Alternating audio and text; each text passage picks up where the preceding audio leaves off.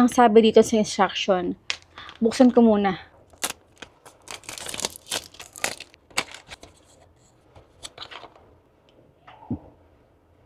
Okay, ibaligtad ang eye cream, tapos i-shake na 5 beses para ma-activate yung cream sa loob.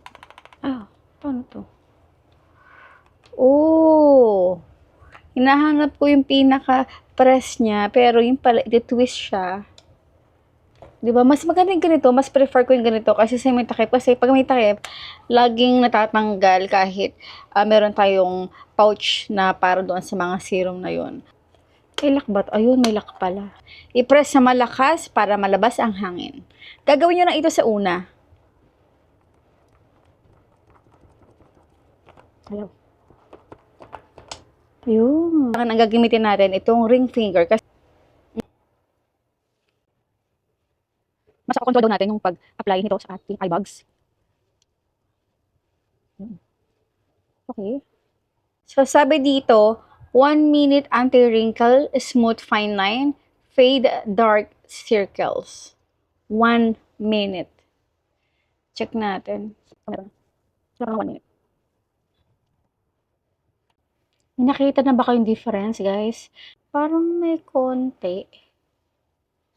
Uy, oo. Talaga yun. Parang nawala yung pagkalalim ng mata ko.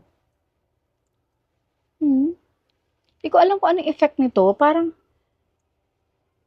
smooth. Ganda.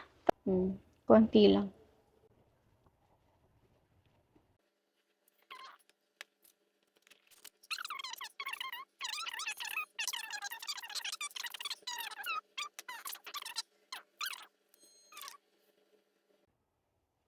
Kasi medyo malalim yung mata ko.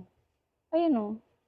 Pag ginaganyan ko siya, nagmamattify lang siya. Pero yung, I am not sure about it. Pero siguro, kayo, sa palagay ninyo, effective ba?